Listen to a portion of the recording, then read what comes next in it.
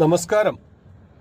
Information മീഡിയയുടെ പുതിയൊരു വീഡിയോസിലേക്ക് എല്ലാ കൂട്ടുകാർക്കും ഒരിക്കൽ കൂടി സ്വാഗതം.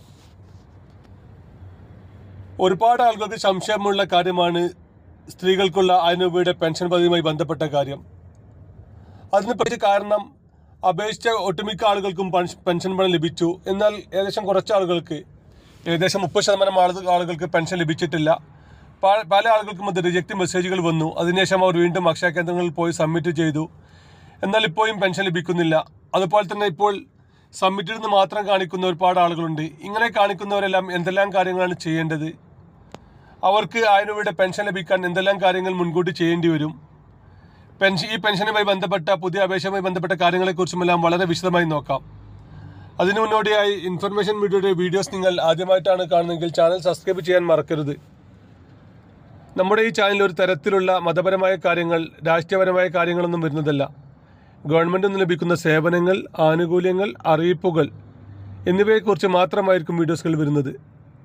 ശ്രദ്ധിക്കുക, ഗവൺമെൻറ് സേവനങ്ങളും അറിയിപ്പുകളും എപ്പോൾ വേണമെങ്കിലും പുതിയ മാറ്റങ്ങൾ വരാം. നിങ്ങൾക്ക് ഏറ്റവും പുതിയ അറിയിപ്പുകൾ ലഭിക്കാൻ ചാനൽ സബ്സ്ക്രൈബ് ചെയ്ത് തൊട്ടടുത്തുള്ള ബെല്ലൈക്കൺ കൂടി ക്ലിക്ക് ചെയ്യുക. നമ്മൾ ആദ്യം നോക്കാൻ പോകുന്നത് അപേക്ഷ സമർപ്പിച്ചിട്ടും പെൻഷൻ അപ്രൂവൽ മെസ്സേജ് വന്നതിന് ശേഷം പെൻഷൻ ലഭിക്കാത്ത ആളുകൾക്ക് വേണ്ടിയിട്ടുള്ള ആളുകളാണ്. അങ്ങനെയുള്ള ആളുകൾ നിങ്ങളുടെ അക്കൗണ്ട് നമ്പർ ഒന്ന് ചെക്ക് ചെയ്യുക. പല ആളുകൾക്കും അക്കൗണ്ട് നമ്പർ കൊടുത്തതിൽ ചെറിയ മിസ്റ്റേക്കുകൾ വന്നിട്ടുണ്ട്. ചിലപ്പോൾ 1-2 അക്കങ്ങൾ അങ്ങോട്ടോ ഇങ്ങോട്ടോ മാറിയവരുണ്ട്. അക്കൗണ്ട് നമ്പർ കൊടുക്കേണ്ട സ്ഥലത്ത് മറ്റു കാര്യങ്ങൾ കൊടുത്ത ആളുകളുണ്ട്. ഇങ്ങനെയുള്ള ആളുകൾ നിങ്ങൾ എത്രയും പെട്ടെന്ന് തന്നെ പഞ്ചായത്തുമായി ബന്ധപ്പെട്ട് നമ്മുടെ രേഖകളൊന്ന് പരിശോധിക്കുക. പഞ്ചായത്ത് സെക്രട്ടറിയുമായി ബന്ധപ്പെട്ട് കഴിഞ്ഞാൽ നമ്മുടെ രേഖകൾ അവർ പരിശോധിക്കുകയും അതിലെന്തെങ്കിലും തരത്തിലുള്ള അക്കൗണ്ട് നമ്പറിൽ മറ്റോ എന്തെങ്കിലും പ്രശ്നങ്ങളുണ്ടെങ്കിൽ അവർ അത് തിരുത്തി തരികയും ചെയ്യും. പക്ഷേ ഇപ്പോൾ തിരുത്താൻ സാധിക്കുന്നില്ല. വരും ദിവസങ്ങളിൽ തന്നെ തിരുത്താൻ സാധിക്കുമെന്നാണ് ഇപ്പോൾ നമുക്ക് അറിയുന്നത്. അതുപോലെ തന്നെ നിങ്ങൾ കൊടുത്ത അക്കൗണ്ടിൽ ബാങ്കുമായി ബന്ധപ്പെട്ടതിന് ശേഷം അതിലേക്ക് പണം വരുന്നതിന് എന്തെങ്കിലും തടസ്സങ്ങളുണ്ടോ എന്ന് നോക്കുക.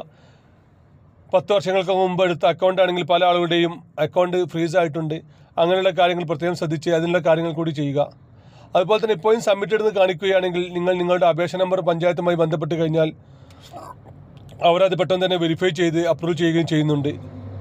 ഈ ഒരു പെൻഷനുമായി ബന്ധപ്പെട്ട കാര്യങ്ങൾക്ക് നിങ്ങൾ വാട്സപ്പിൽ നമ്മളുമായി ബന്ധപ്പെടാൻ സാധിക്കും. ഈ പെൻഷനുമായി ബന്ധപ്പെട്ട കാര്യങ്ങൾ, അതുപോലെ തന്നെ നമ്മുടെ ജനന സർട്ടിഫിക്കറ്റുമായി ബന്ധപ്പെട്ട കാര്യങ്ങൾ, ആരോഗ്യ ഇൻഷുറൻസുമായി ബന്ധപ്പെട്ട കാര്യങ്ങൾക്കെല്ലാം നിങ്ങൾക്ക് വാട്സപ്പിൽ ബന്ധപ്പെടാം. നമ്മുടെ വാട്സപ്പ് നമ്പർ ലഭിക്കണമെങ്കിൽ താഴെ കാണുന്ന നമ്മുടെ ചാനൽ ആദ്യം ഒന്ന് സബ്സ്ക്രൈബ് ചെയ്യുക. പിന്നീട് വരുന്ന ജോയിൻ ബട്ടൺ ക്ലിക്ക് ചെയ്ത് കഴിഞ്ഞാൽ നിങ്ങൾക്ക് നമ്മുടെ വാട്സപ്പ് നമ്പർ ലഭിക്കും. 29 രൂപയാണ് നമ്മൾ ഇതിന് ചാർജ് ഈടാക്കുന്നത്. നിങ്ങൾക്ക് 29 രൂപ നിങ്ങൾ ഗൂഗിൾ പേയോ അല്ലെങ്കിൽ ഫോൺ പേയോ എല്ലാം അടച്ചതിന് ശേഷം നിങ്ങൾക്ക് നമ്മുടെ വാട്സപ്പ് നമ്പർ ലഭിക്കുന്നതാണ്.